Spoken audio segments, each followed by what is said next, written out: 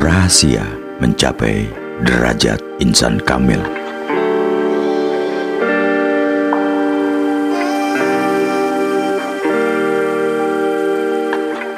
Apa yang disebut sebagai insan kamil atau manusia sempurna sebagaimana yang dipaparkan oleh Syekh Siti Jenar adalah mereka yang telah memiliki upaya terus-menerus bagi peningkatan dan pembersihan dirinya, yaitu mereka yang telah mampu memisahkan dan melepaskan dirinya dari hal-hal keduniaan.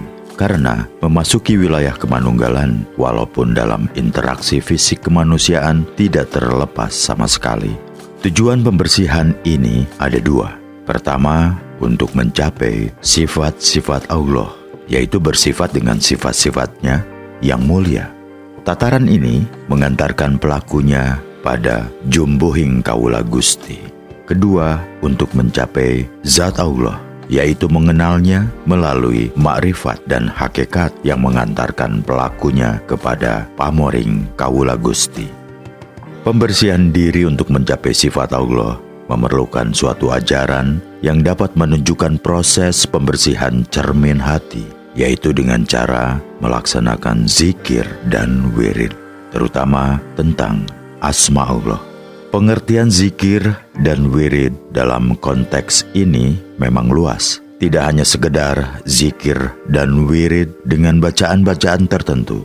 Namun dalam konteks ini, zikir dan wirid merupakan lelaku rohani yang memasukkan unsur meditasi sebagai bagian terpenting dari ritual rohani itu. Sehingga penyebutan zikir dan wirid otomatis juga memasukkan meditasi di dalamnya. Lelaku zikir adalah kunci untuk membuka pintu hati. Dan apabila pintu hati telah terbuka, muncullah dari dalamnya pikiran-pikiran yang arif untuk membuka mata hati. Ketika mata hati telah terbuka, maka akan nampak dan masuklah sifat-sifat Allah melalui mata hati itu, menggugah ketertenggelaman ruh al-idafi.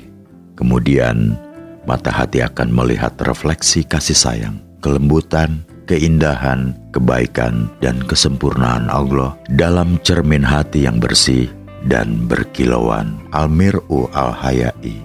Zikir akan mengantarkannya kepada nurullah, sedangkan seorang mukmin akan melihat dengan nurullah. Dengan daya pancar nurullah itulah seorang mukmin akan menjadi cermin bagi mukmin lainnya. Orang yang berilmu membuat bayangan, tetapi orang arif mengkilaukan cermin hati yang di dalamnya terdapat bayangan hakikat. Apabila mata hati itu bersih, berkilauan dan suci, muncullah dalam cermin itu berbagai rahasia Allah berupa hakikat yang dicurahkan kepada hati yang bersih, berkilauan dan suci itu. Apabila cermin hati telah sempurna, karena selalu dibersihkan dengan zikrullah hingga berkilauan, pemilik hati itu akan sampai kepada sifat-sifat ketuhanan dan mengenal sifat-sifat itu. Hal ini hanya mungkin terjadi bila cermin hati kita telah bersih, berkilau. Sedangkan pembersihan untuk mencapai zat ketuhanan dapat dilakukan dengan cara berzikir dan berkonsentrasi terhadap kalimah tauhid atau kalimah syahadat. Dan ini berarti kunci zikir dan wiridnya adalah tentang asma Allah. Sebutan nama Allah menunjukkan zat ilahi, sedangkan yang lain menunjukkan sifat-sifatnya. Oleh karenanya, penggunaan nama-nama yang diputuskan sebagai zikir dan wirid utama seseorang disesuaikan dengan kemampuan dan keadaan spiritual seorang sufi. Dalam beberapa tarekat, sering para guru memutuskan nama Allah yang berbeda bagi masing-masing muridnya. Harus pula dipahami, walaupun setiap salah satu nama ilahi disebutkan, berarti Allah disebutkan melalui seluruh namanya. Syekh Ni'matullah menyatakan, bagi semua nama Allah Zat adalah Esa, maka semua nama sebenarnya hanya satu juga. Dalam bahasa Syekh Siti Jenar, asma Allah bisa berubah menjadi Gusti, Zat Maulana, Sang Hyang Widi, Pangeran, Gusti Allah, dan sebagainya. Menurutnya, nama Tuhan adalah buatan manusia, di mana Dia disebut sebagai dengan bahasa orang yang menyebutnya. Apapun sebutan yang diberikan kepadanya, tentu sebutan yang terpuji. Oleh karenanya, seruan doa dan panggilan untuknya juga beraneka ragam, seperti Ya Tuhan, Ya Allah, juga Duh Gusti, dan sejenisnya. Hal lain yang harus disadari seorang sufi dalam zikrullahnya, bahwa nama teragung Allah sebenarnya laksana sebuah bentuk kimia, atau merupakan hasil persenyawaan nama-nama yang tidak terhitung jumlahnya. Sehingga Imam Ja'far al-Shadiq mengatakan, bebaskan hatimu dari semua yang bukan zikir Allah. Kemudian serulah Dia dengan nama apapun yang engkau inginkan, dan itu akan menjadi nama teragung. Tentu ungkapan ini berkaitan erat dengan hadis qudsi, aku menurut persangkaan hambaku.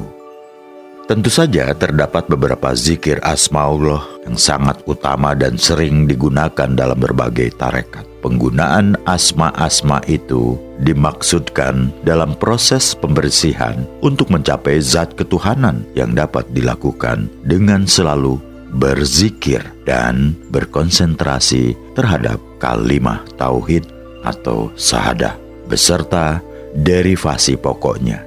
Terdapat 12 nama Allah yang di dalamnya ada 3 nama keesaan atau tauhid Allah.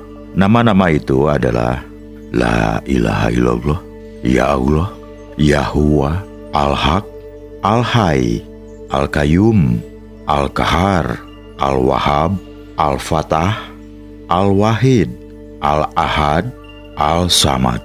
7 asma yang paling awal, La ilaha illallah, Ya Allah, Yahuwa, Al-Haq, Al-Hay, Al-Qayyum, dan Al-Qahar, kadang juga disebut sebagai Al-Asma Al-Ilahi, yang mengacu pada 7 petala langit, sab-sama, dan cahaya-cahaya ilahi, anwar ilahi. Hendaknya nama-nama itu dizikirkan dengan hati, sejalan dengan tujuan utama zikirnya, yaitu mengingatkan diri tentang kebesaran dan kemahaagungan Allah, serta menggambarkan arti nama-nama dan sifat-sifat yang ada dalam zikir. Peran hati pun akan menjadi dominan. Dengan cara ini, mata hati akan melihat nur tauhid atau cahaya keesaan. Apabila nur zat ketuhanan terzohirkan atau tertajali, semua sifat kebendaan atau fisik akan hilang musnah.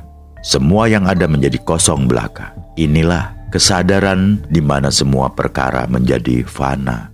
Tajali atau penjohiran nur ketuhanan ini memadamkan semua cahaya yang lain. Setiap sesuatu pasti binasa, kecuali Allah. Quran Surat Al-Qasas. Allah menghapuskan apa yang Dia kehendaki dan menetapkan apa yang Dia kehendaki. Quran Surat Al-Ra'd. Ketika semua telah lenyap, yaitu fana di hadirat Allah, yang tertinggal hanya ruh suci, ruh Al-Qudus. Ia melihat dengan nur Allah, ia melihat Allah, Allah melihat dia. Ia melihat dengan Allah, ia melihat dalam Allah, ia melihat untuk Allah. Tidak ada bayangan dan tidak ada yang menyerupai Allah. La ilaha illallah, la ilaha illa ana. Satu yang tertinggal dan mutlak, yaitu nur suci, sang ingsun sejati. Suatu karunia yang tinggi yang diberikan kepada orang yang utama. Tidak ada lagi yang ingin diketahuinya setelah tingkat ini. Inilah tingkat puncak yang dapat dicapai oleh manusia ketika berada di alam fana ini. Tidak ada lagi apapun kecuali Allah, dan tidak ada lagi siapa dan apapun yang menjadi celah di antaranya dengan Allah. Dan semua itu merupakan kesadaran rohani yang sangat dalam artinya, hasil dari mengenang dan memusatkan renungan hati pada maksud dan pengertian batin dari sifat dan asma Allah. Dalam dirinya kini hanya tinggal kebaikan yang dipenuhi kesyukuran, husn al-zan, serta ketinggian himmah terhadap Allah. Bahkan terhadap kenikmatan pun ia menjadi lupa karena sudah terlalu asik dengan Allah. Dia juga tidak ingat lagi dengan segala bahaya dan bencana karena sibuk dengan Allah. Ma'iyatullah, dan pada dirinya lah terletak banyak karomah yang setiap saat dapat muncul sebagai anugerah Allah terhadapnya. Itulah keadaan sang insan kamil, aulia Allah.